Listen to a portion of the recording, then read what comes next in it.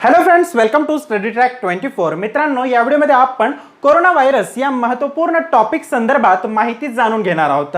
ज्या व्हायरसने आपलं अख्खं 2020 हा वर्ष गिळून टाकला व आपली जीवनशैलीच बदलून टाकली, अशा व्हायरसबद्दल आपल्याला माहिती असायलाच पाहिजे। आणि यावर्षी होणाऱ्या प्रत्येक परीक्षांमध्ये या टॉपिकवर प्रश्न विचारले जाणार आहे, म्हणून हा टॉपिक अत्यंत महत्त्वाचा आहे। त्यामुळे हा व्हिडिओ तुम्ही शेवटपर्यंत बघा आणि व्हिडिओ आवडल्यास व्हिडिओला लाईक, शेअर आणि कमेंट करा। तसेच चॅनलवर नवीन असाल तर चॅनलला सबस्क्राइब करायला विसरू नका। तर चला व्हिडिओची सुरुवात करूया। तर मित्रांनो, जेव्हा आपण कोरोना व्हायरसचा अभ्यास करतो तेव्हा आपल्याला अनेक गोष्टी लक्षात ठेवाव्या लागतात, जसं की कोरोना हे शब्द कोणत्या भाषेतील शब्द आहे। तर इथे लक्षात घ्या, कोरोना हा शब्द लॅटिन भाषेतील शब्द आहे, त्याचा अर्थ मुकुट असा होतो। कोरोना हा शब्द कोणत्या भाषेतील शब्द आहे? लॅटिन भाषेतील शब्द आहे, त्याचा अर्थ मुकुट किंवा क्राउन असा होतो। मग या व्हायरसला कोरोना हे नाव का देण्यात आले? तर बघा, जेव्हा आपण हा व्हायरस मायक्रोस्कोप मध्ये बघतो तेव्हा त्याचा आकार क्राउन म्हणजेच मुकुटासारखा दिसतो, म्हणूनच त्याला कोरोना हे नाव देण्यात आले आहे। तर बघा, हा जो कोरोना व्हायरस आहे याचा पहिल्यांदा शोध 1960 मध्ये लागलेला आहे। कोरोना म्हणजे विषाणूंचा एक समूह आहे, विषाणूंचा एक गट आहे, त्याचा पहिल्यांदा शोध 1960 मध्ये लागलेला आहे। त्याचा पहिल्यांदा शोध केव्हा लागलेला आहे? 1960 मध्ये लागलेला आहे। आणि या कोरोनामुळे सार्स आणि मर्स हे आजार होतात। तर तुम्हाला लक्षात ठेवायचं आहे की कोरोना व्हायरसमुळे कोणकोणते आजार होतात। तर कोरोना व्हायरसमुळे सार्स आणि मर्स हे दोन आजार होत असतात। तर सार्सचा तुम्हाला फुल फॉर्म विचारला जाऊ शकतो। तर सार्सचा फुल फॉर्म काय आहे? Saviour acute respiratory syndrome. तर लक्षात ठेवा, सार्सचा फुल फॉर्म काय आहे? Saviour acute respiratory syndrome. आणि हा जो सार्स नावाचा आजार आहे तो सर्वप्रथम 2002 मध्ये पसरला होता। कोणत्या प्राण्यांमार्फत पसरला हा प्रश्न विचारला जाऊ शकतो। तर मांजर या प्राण्यांमार्फत सार्स नावाचा रोग 2002 मध्ये पसरला होता। आता दुसरा जो रोग आहे त्याचं नाव आहे मर्स। मर्स म्हणजे middle east respiratory syndrome. SARS म्हणजे सेव्हियर ॲक्यूट रेस्पिरेटरी सिंड्रोम, तर मर्स म्हणजे मिडल ईस्ट रेस्पिरेटरी सिंड्रोम। लक्षात ठेवा, मिडल ईस्ट रेस्पिरेटरी सिंड्रोम। आणि या मर्स नावाचा जो आजार आहे तो 2012 मध्ये उंठांमार्फत पसरला होता। कशामार्फत पसरला होता? उंठांमार्फत पसरला होता। कोणत्या देशामध्ये? सौदी अरेबिया नावाच्या देशामध्ये 2012 मध्ये उंठांमार्फत पसरला होता हा रोग। कोणता? मर्स नावाचा, म्हणजेच मिडल ईस्ट रेस्पिरेटरी सिंड्रोम नावाचा रोग। आता तुम्हाला इथे हे गोष्ट लक्षात ठेवायचं आहे की जो सार्स आहे तो कशामार्फत पसरतो? मांजरांमार्फत पसरतो। तर जो मर्स आहे तो कशामार्फत पसरतो? उंठांमार्फत पसरतो। आणि जो 2019चा कोविड-19 नावाचा जो रोग आहे तो कशामार्फत पसरतो? तो पसरतो वटवाघुळांमार्फत। तर लक्षात ठेवायचं आहे, तुम्हाला या तीन रोगांमधील डिफरन्स लक्षात ठेवायचा आहे। जो कोविड-19 आहे म्हणजे 2019चा कोरोना आणि सार्स आणि मर्स या तीन रोगांमधील तुम्हाला डिफरन्स लक्षात ठेवायचा आहे। तर सार्स कशामार्फत पसरतो? मांजरामार्फत पसरतो। मर्स कशामार्फत पसरतो?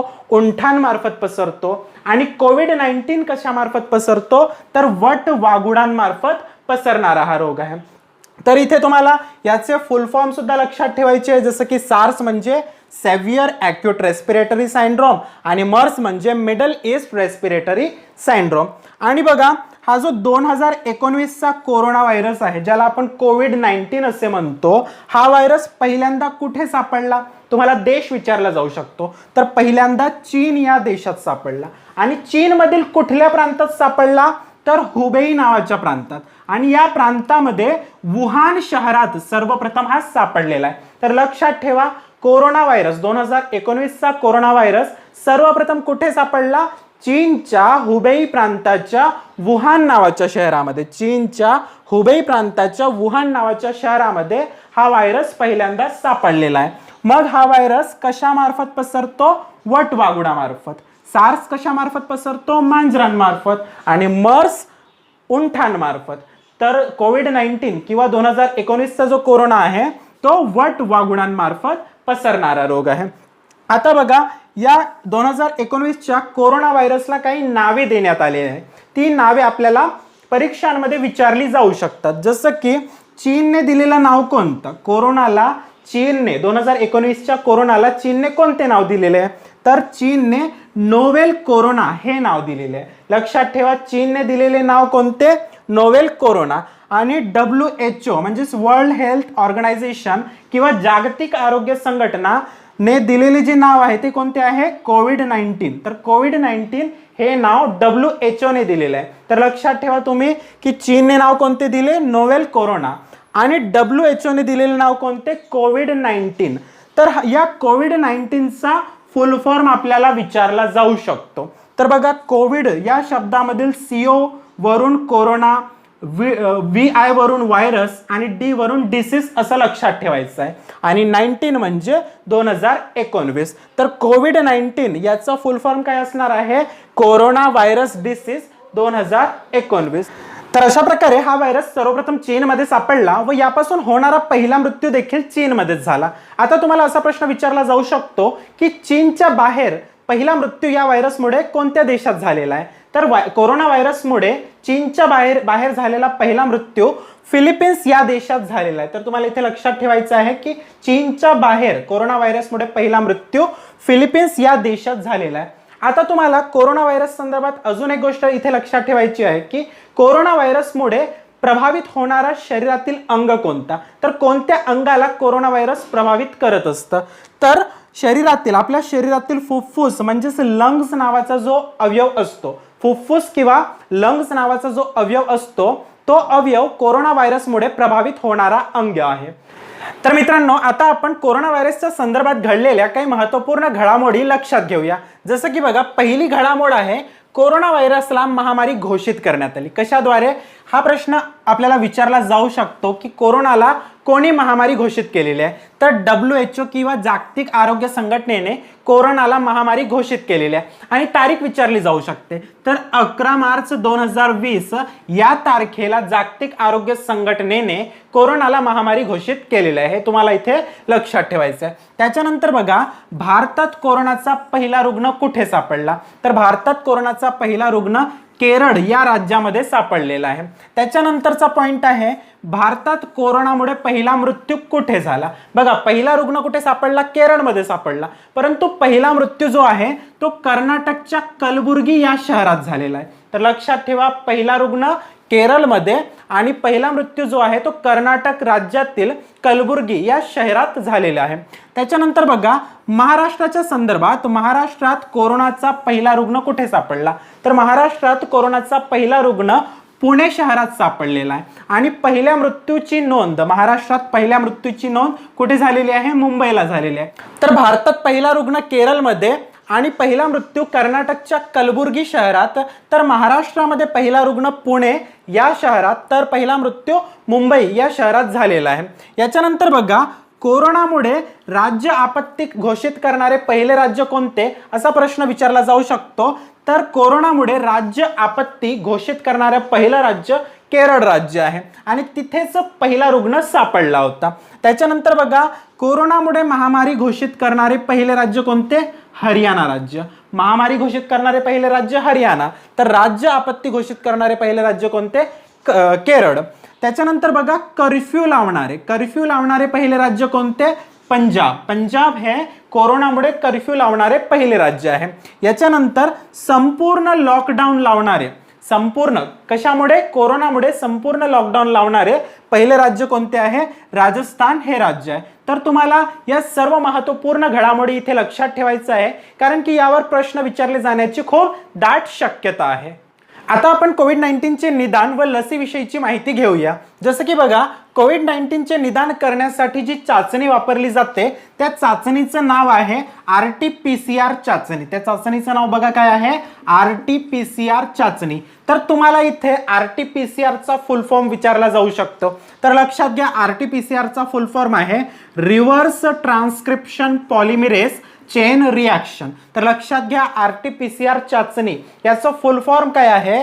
Reverse transcription polymerase chain reaction. तर लक्षात ठेवा, कोविड-19 निदान करण्यासाठी जी चाचणी वापरली जाते त्याचं नाव काय आहे? RT-PCR. आणि इथं तुम्ही फुल फॉर्म सुद्धा पाठ करून घ्या. त्याच्यानंतर बघा, आपण इथं वारंवार एक शब्द ऐकत असतो, तो म्हणजे PPE किट नावाचा शब्द. तर त्या PPE किट मधील जो PPE जे अक्षर आहेत त्याचा फुल फॉर्म आपल्याला माहित असायला पाहिजे. जसं की PPE चा फुल फॉर्म काय आहे?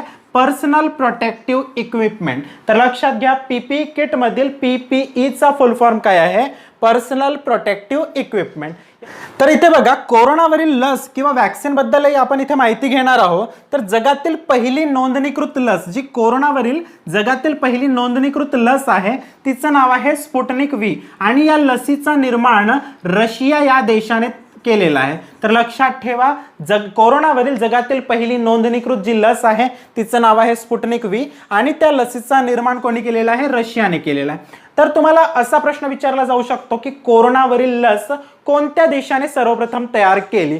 तर त्या देशाचं नाव आहे रशिया आणि त्या लसीचं नाव काय आहे? त्या लसीचं नाव आहे स्पुटनिक व्ही. आणि बघा, संपूर्ण भारतीय बनावटीची लस कोणती असा जर प्रश्न आला तर त्याचं उत्तर असेल कोवॅक्सिन. कोवॅक्सिन जी आहे ती संपूर्ण भारतीय बनावटीची लस आहे आणि याचा निर्माण जो आहे तो भारत बायोटेक द्वारे करण्यात आलेला आहे. कोणत्या संस्थेमार्फत करण्यात आलेला आहे?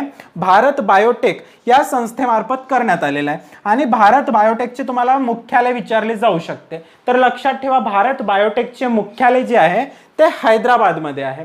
लक्षात घ्या. त्याच्यानंतरचा बघा पॉइंट आहे, सिरम इन्स्टिट्यूटने बनवलेली लस कोणती? तर बघा, सिरम इन्स्टिट्यूटने बनवलेली लस जी आहे तिचं नाव आहे कोविशिल्ड.